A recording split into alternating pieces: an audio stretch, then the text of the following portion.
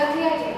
किसी भी कार्यों का समूह प्रक्रिया कहलाता है। जब बहुत सारे कार्यों को एक समूह में संपन्न किया जाता है तो प्रक्रिया कहलाता है।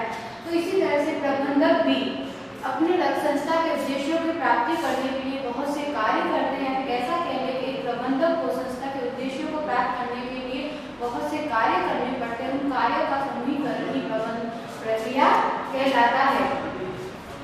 तो संस्था के उद्देश्यों की प्राप्ति के लिए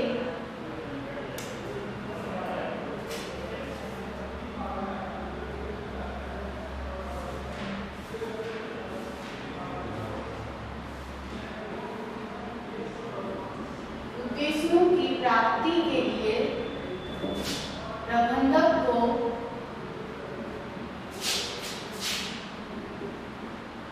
कई कार्य करने पड़ते हैं।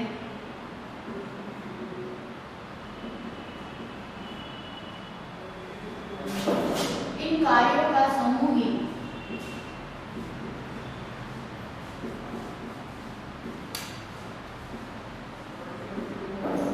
प्रबंध प्रक्रिया कहलाता है।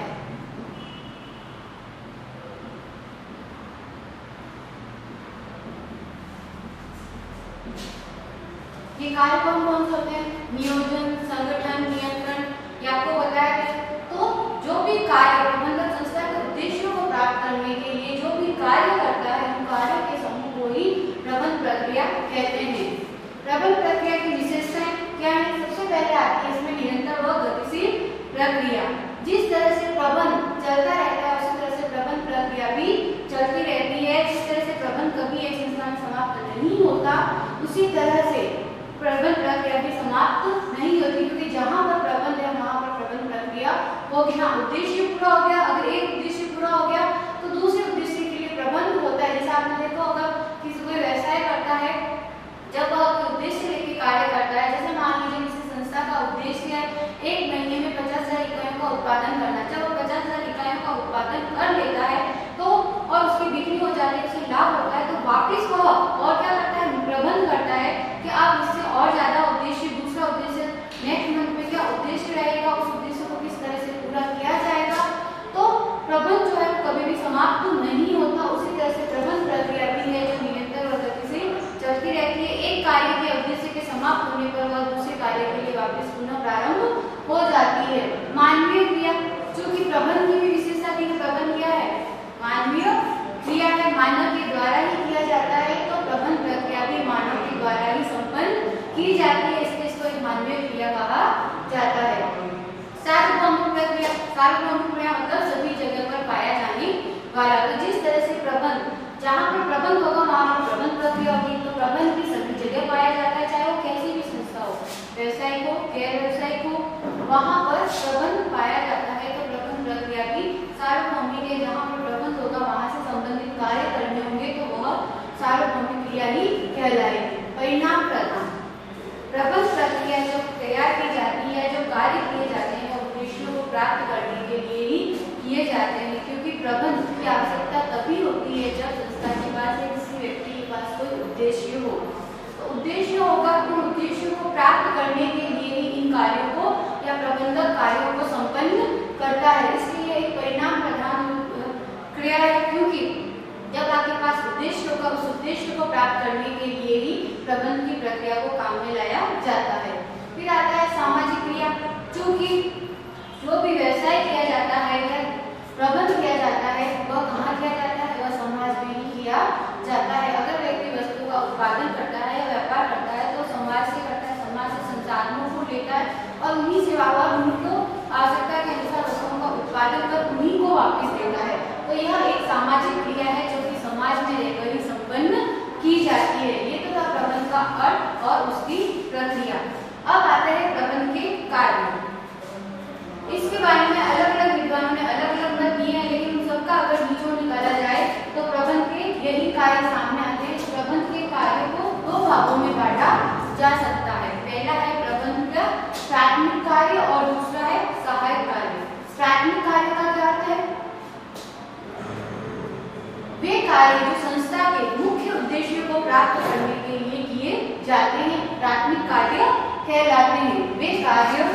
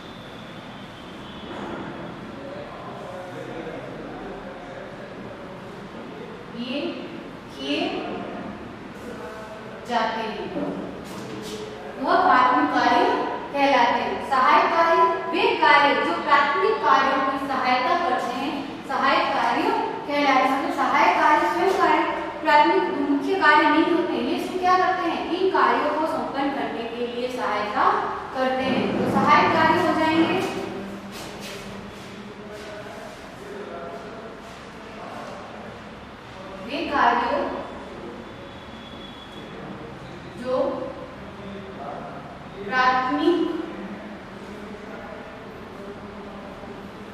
कार्यों में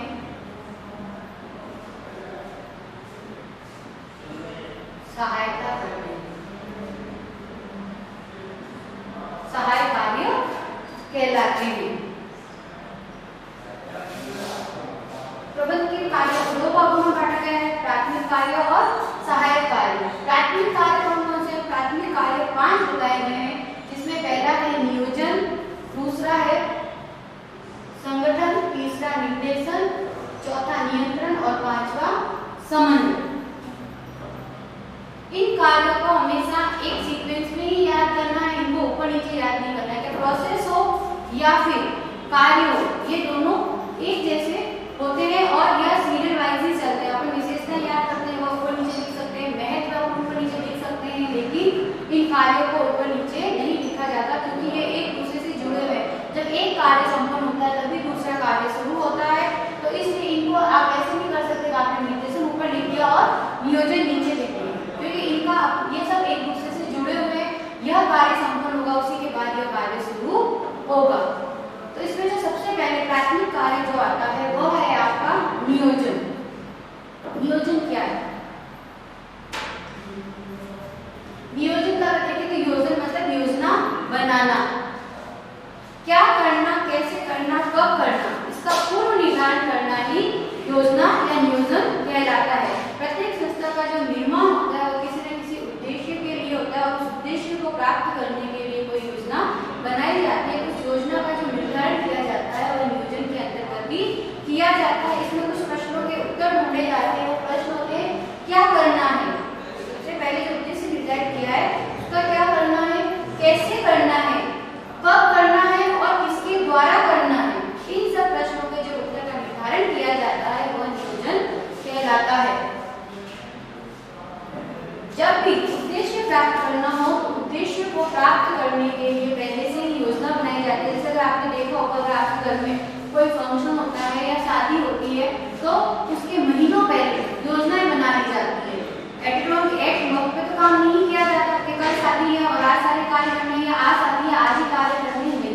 उससे पहले क्या होती है, योजना बना दी जाती है, डेट निर्धारित की जाती है, वेन्यू निर्धारित किया जाता है, मेनू निर्धारित किया जाता है, कौन कौन वो व्यक्ति काम करेगा, ये सब निर्धारित किया जाता है। तो किसी भी कार्य का पूर्व निर्धारित योजना बनाना नियोजन कहलाता है। या फिर क्या करना, कैसे करना, कब करना और किसके द्वारा करना यह निश्चित करना ये नियोजन कहलाता है।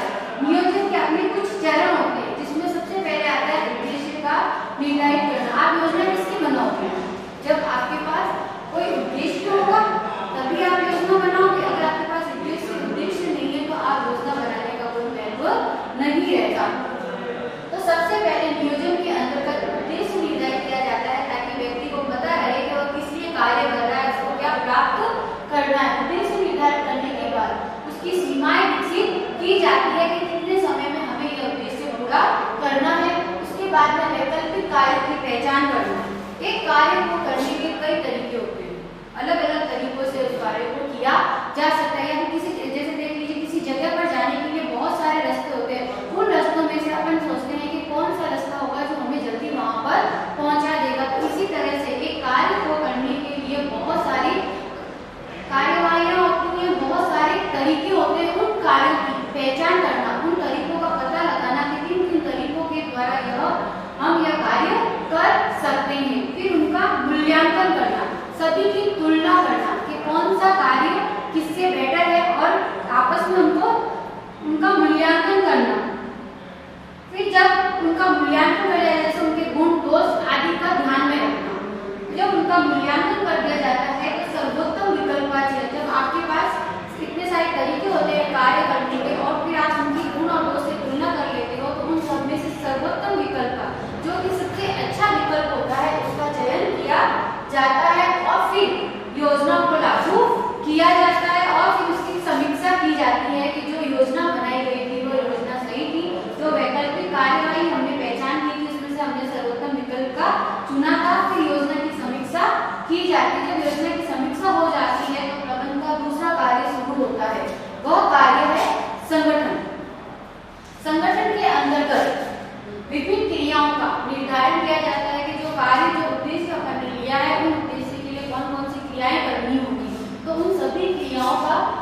संचालन किया जाता है और फिर उनका समूहीकरण, अगर क्रियाएं एक जैसी है तो उन क्रियाओं को एक साथ रखा जाता है और फिर कर्मचारियों के मध्य, कर्मचारी जो होते हैं, कोई कार्य करने के लिए कर्मचारी की आवश्यकता होती है, तो संगठन के अंदर ही संगठन कार्य के अंतर्गत मानवीय आवश्यकताओं का और भौतिक संसाधनों का निर्धारण किया जाता है, उनकी संख्या का निर्धारण किया जाता है और उनके मध्य औपचारिक संबंधों की स्थापना की जाती है। औपचारिक और अनौपचारिक दो तरह के संबंध होते हैं। मैंने आपको बताया था औपचारिक संबंध वो जो नियमों में बंधे हुए होते हैं, जिनको नियमों के अनुसार ही कार्य करना होता है, जैसे अधिकारी और अधीनस्थ। अधिकारी का कार्य देगा वह अधीनस्थ को करना ही है, क्योंकि वह नियम में बंधा हुआ है, वह उसके प्रति दायी है। तो संगठन के अंतर्गत विभिन्न क्रियाओं का निर्धारण किया जाता है, उनका समूहीकरण किया जाता है और कर्मचारियों के मध्य औपचारिक संबंधों स्थापित किए जाते हैं, ताकि कर्मचारियों को पता रहे कि वह उसको किस अधिकारी को रिपोर्ट करनी है। फिर इसके आगे संगठन की प्रक्रिया होती है, जिसमें सबसे पहले कार्यों की पहचान और उनका विभाजन किया जाता है। जो भी आपने कार्य निर्धारण किए थे, यहाँ से जो आपने कार्य किया था, सर्वोत्तम विकल्प का चयन किया था, उस कार्य को किस तरह से करना है और उसको अलग अलग भागों में विभाजित किया जाता है। विभाजित करने के बाद अलग अलग विभाग बनाए जाते हैं। जैसे मान लो कोई संस्था उत्पादन संस्था है, निर्माणी संस्था है, वह किसी वस्तु का निर्माण करना चाहती है, तो यहाँ पर वह कार्यों का विभाजन करेगी। जैसे उत्पादन, वितरण, वित्त, विपणन, इन विभागों का विभागीकरण करेगी। फिर उसके बाद में संबंधित विभाग को कार्य सौंपेगी और सूचना प्रेषित करने के लिए प्रत्येक विभाग के मध्य सूचनाओं का संप्रेषण बहुत आवश्यक है। जैसे कि जो विभाग होते हैं वो होते हैं उत्पादन,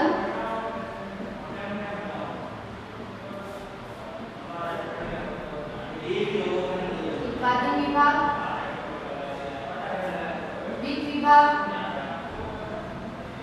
विक्रय विभाग। इन सबके बीच में समन्वय जरूर होना चाहिए। इन बीच में सूचनाओं का जो है वह संबंध अच्छी तरह से स्थापित होना चाहिए। अगर सूचनाएं स्थापित नहीं होगी तो समय पर उत्पादन नहीं हो पाएगा। उत्पादन विभाग को नहीं पता चलेगा उसे कितना उत्पादन करना है, क्योंकि इससे विक्रय विभाग या वितरण विभाग बाजार से जुड़ा होता है। यही बाजार में जो मांग होती है उत्पादन की, वह उत्पादन विभाग को बताता है। वित्त विभाग पैसे का प्रबंध करता है। तो अगर इनके बीच में सूचनाएं सही ढंग से संप्रेषित नहीं होगी तो कोई भी विभाग ढंग से अपना कार्य नहीं कर पाएगा और संस्था अपने उद्देश्यों को प्राप्त नहीं कर पाएगी। इसलिए संगठन का कार्य होता है कि वह विभिन्न सूचनाएं प्रेषित करने के लिए एक पर्टिकुलर संबंध स्थापित करती है। फिर आता है जब यह कार्य हो जाता है, जब नियोजन कर लिया जाता है और संगठन का निर्माण कर लिया जाता है, तो प्रबंधन का तीसरा प्राथमिक कार्य जो होता है वह होता है निर्देशन। संगठन के अंतर्गत व्यक्तियों की आवश्यकता का निर्धारण किया जाता है, उनको नियुक्त किया जाता है। नियुक्तिकरण जो सहायक कार्य उसके अंतर्गत आएगा। जब आवश्यकता का निर्धारण कर लिया जाता है, मानवीय संसाधन की आवश्यकता का उनको रखा जाता है, तो उनको आवश्यक कार्य करने के लिए उनको आवश्यक दिशा निर्देश दिए जाते हैं। दिशा निर्देश देने का जो कार्य होता है वो निर्देशन के अंतर्गत किया जाता है। तो इसके अंतर्गत मानव संसाधन को क्या कार्य करना है, कैसे करना है, संबंधी आवश्यक निर्देश दिए जाते हैं, ताकि कर्मचारी को पता रहे कि उसको क्या कार्य करना है। उसका मार्गदर्शन किया जाता है। अगर वह किसी कार्य में परेशानी आ रही है तो उसको बताया जाता है कि इस कार्य को किस तरह से करना है और उनको अभिप्रेरित किया जाता है। संदेशवान उनके यहाँ उनको संदेश पहुंचाए जाते हैं और उसके बाद में अभिप्रेरित करते हैं। अभिप्रेरणा यह एक गुण होता है। अभिप्रेरणा का अर्थ होता है कि व्यक्ति को इस तरह से प्रेरित करना कि वह स्वयं कार्य करने के लिए प्रेरित हो जाए। उसको कार्य करने के लिए जबरदस्ती बोला ना जाए या उस पर बर्डन ना डाला जाए, वह उस कार्य को करने के लिए अंदर से प्रेरित हो। तो यह एक गुण है। तो प्रबंधक कर्मचारी को इस तरह से अभिप्रेरित करता है कि वो स्वयं ही अपना कार्य करने के लिए तैयार हो जाते हैं और उसको बहुत ही कुशलतापूर्वक कार्य करते हैं। निर्देशन के अंतर्गत इसके कुछ घटक है, जिसमें है सबसे पहले अनुशासन। कर्मचारी कार्य करते हैं, अगर उनके बीच में अनुशासन नहीं होगा तो वो कार्य को सही ढंग से नहीं करेंगे। जैसे आप क्लास ले लीजिए, अगर आपकी क्लास में कोई भी अनुशासन नहीं हो, आपके मर्जी आए तक आप अंदर आ सकते हो, बाहर जा सकते हो, आप बात कर सकते हो, तो क्या होगा? आप जो पढ़ाई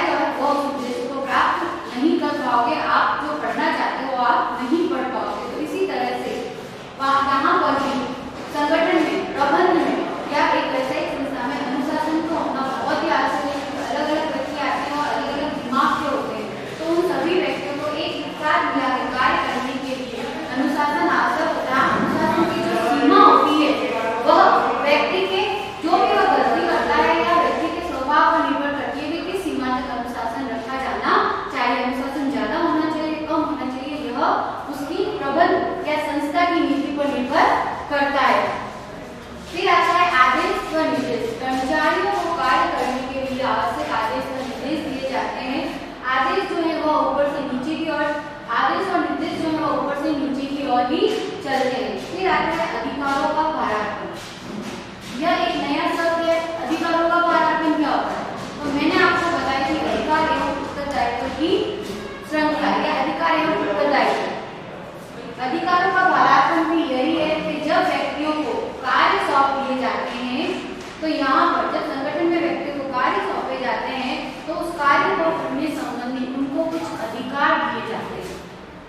क्योंकि अगर उनको अधिकार नहीं दिए जाएंगे तो वो कार्य को सही समय पर पूरे नहीं कर पाएंगे। तो कार्य को करने संबंधी उनको कुछ अधिकार दिए जाते हैं। उन अधिकार जब अधिकार दे दिए जाते हैं तो कर्मचारियों के मध्य अपने आप ही दायित्व का निर्माण हो जाता है। वह उस कार्य के प्रति दायी बन जाते हैं, उस कार्य को पूरा करने का उनका उत्तरदायित्व बन जाता है। अगर उनको अधिकार नहीं दिए जाएंगे, जैसे कहते हैं अधिकार क्यों देंगे? अगर अधिकार नहीं दिए जाएंगे संबंधित कार्य से संबंधित, तो वह उस कार्य को नहीं कर पाएगा। जैसे पर्यवेक्षक है, उसको ये कह दिया कि आपको कर्मचारी से काम करवाना है और इतना जो भी है यह उद्देश्य 1 महीने में प्राप्त करना है, लेकिन उसको कार्य करने के लिए संबंधित अधिकार नहीं दिए गए। जैसे कोई कर्मचारी अगर काम में लापरवाही करता है तो वो उसको कहने का या उसको रोकने का उसे अधिकार नहीं दिया गया, उसको सजा देने का अधिकार नहीं दिया गया, तो वह कर्मचारी से कार्य नहीं करवा पाएगा। तो जब भी कर्मचारी को कार्य सौंपा जाता है तो उससे कार्य से संबंधित उसको अधिकार दिए जाने चाहिए, और जब अधिकार दे दिए जाते हैं तो उसको उस कार्य को समय पर पूरा करने के लिए उसका दायित्व बन जाता है। क्योंकि अधिकार नहीं देंगे और मान लो उस व्यक्ति ने काम समय पर पूरा नहीं किया तो वह अपने उत्तरदायित्व से हट सकता है। आप उसको जवाबदेही नहीं बना सकते हो, उस कार्य के लिए जवाबदेही नहीं होगा, क्योंकि उसके पास एक्सक्यूज है कि मैं तो काम करना चाहता था लेकिन मेरे वर्करों ने काम नहीं किया और मेरे पास कोई अधिकार नहीं था उनको कुछ कहने का, इसलिए मैं उनको कह नहीं पाया। तो इसलिए जब भी व्यक्ति को अधिकार दिए जाते हैं तो उस अधिकार से संबंधित उसको दायित्व भी दिए जाते हैं। तो यही कहलाता है अधिकारों का भारांकन। संप्रेषण, सूचनाओं का आदान प्रदान करना। सूचनाएं ऊपर से नीचे की और नीचे से ऊपर की ओर दोनों तरफ से प्रवाहित होती है। यह नीचे से ऊपर की ओर भी जाती है और ऊपर से नीचे की ओर भी जाती है। मतलब कर्मचारी अधिकारियों तक अपनी सूचनाएं पहुंचाते हैं, अपने सुझाव पहुंचाते हैं, अपनी समस्या पहुंचाते हैं, और अधिकारी जो भी नीतियां होती है, जो भी योजनाएं होती है, वो ऊपर से नीचे तक कर्मचारी तक पहुंचाते हैं। फिर आता है अभिप्रेरणा। वही बताया था, अभिप्रेरित करना। यही कर्मचारियों को कार्य करने के लिए इस तरह से प्रेरित करना कि वह स्वयं ही कार्य कर सके। जैसे आपने देखा होगा कर्मचारियों को बोनस दिया जाता है, उनको वेतन दिया प्लस एक्स्ट्रा वेतन दिया जाता है, कमीशन दिया जाता है। ये सब क्या है? अभिप्रेरणा के तत्व, ताकि व्यक्ति और अधिक कुशलता से कार्य करने के लिए या और अधिक कार्य करने के लिए प्रेरित हो सके। नेतृत्व बताया था, एक ऐसा गुण व्यक्ति के अंदर का आंतरिक एक ऐसा गुण जिसके द्वारा वह अपने अन्वयों से वही कार्य करवा सके, वो करवाना चाहते हैं। तो प्रबंधक के अंदर क्या होता है? निर्देशन के अंतर्गत प्रबंधक में ये गुण होना चाहिए, क्योंकि उसके अंडर में बहुत सारे व्यक्ति कार्य करते हैं, उनके उद्देश्य अलग अलग होते हैं, उनका स्वभाव अलग अलग होता है, तो उन सबको एक करना यह नेतृत्व के बिना संभव नहीं है। इसी गुण के द्वारा वह अनुयायियों को अपने जो मनोवांछित काम जो वो चाहता है वह करवाता है। फिर आता है पर्यवेक्षण।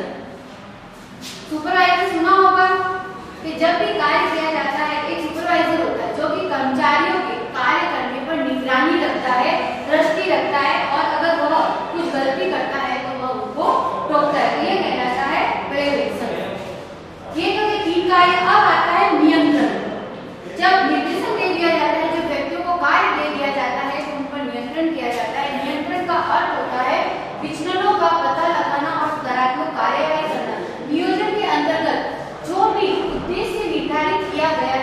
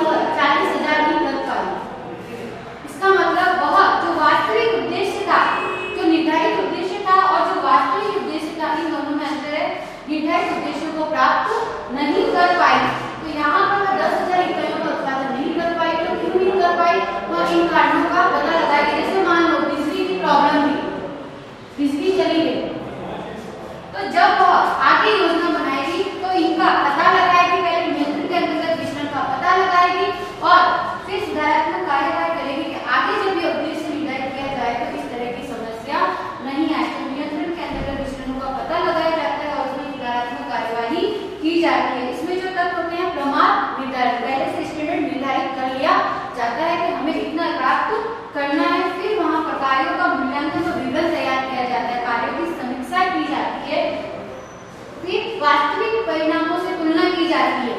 वास्तविक परिणाम इससे तुलना की जाती है कि क्या हमने वाकई में वास्तविक परिणाम प्राप्त कर लिए हैं। उसके बाद में अगर नहीं किए हैं तो क्यों नहीं किए हैं, उन कारणों का पता लगाया जाता है और सुधारात्मक कार्यवाही की जाती है। फिर आता है आपका प्रबंधन का लास्ट समन्वय, जो कि सबसे इम्पोर्टेंट है, क्योंकि यह समन्वय जो होता है इसका अर्थ है जो भी क्रियाएं की जा रही है, जो भी कार्य किया जा रहा है उसमें तालमेल बैठाना, सामंजस्य बैठाना, प्रबंधन के सभी कार्यों के मध्य सामंजस्य बैठाना, ताकि प्रत्येक क्रिया स्टेप बाय स्टेप हो सके और उन क्रियाओं में कोई भी रुकावट नहीं आए। समन्वय को एक प्रश्न आता है, समन्वय प्रबंधन का सार है क्यों? तो इसका उत्तर है समन्वय प्रबंधन का सार है क्योंकि प्रबंधन का कोई भी कार्य हो, चाहे वह नियोजन हो, संगठन हो, निर्देशन हो, नियंत्रण हो या समन्वय हो या फिर सहायक कार्य ही क्यों न हो, इन सब में समन्वय का इन सब की क्रियाओं के मध्य में तालमेल या सामंजस्य होना जरूरी है, ताकि प्रत्येक क्रिया अपने पूर्ण समय पर निर्धारित या संपन्न की जा सके। जो भी समय निर्धारित किया गया है उसके अनुसार यह संपन्न की जा सके। तो समन्वय जो है प्रबंधन का सार है क्योंकि प्रबंधन का कोई भी कार्य हो, चाहे नियोजन, संगठन, नियंत्रण या सभी कार्यों में पाया जाता है। अगर समन्वय नहीं होगा तो कोई भी कार्य समय पर नहीं हो पाएगा। ये तो था आपका प्रबंधन की प्रक्रिया और प्रबंधन के कार्य।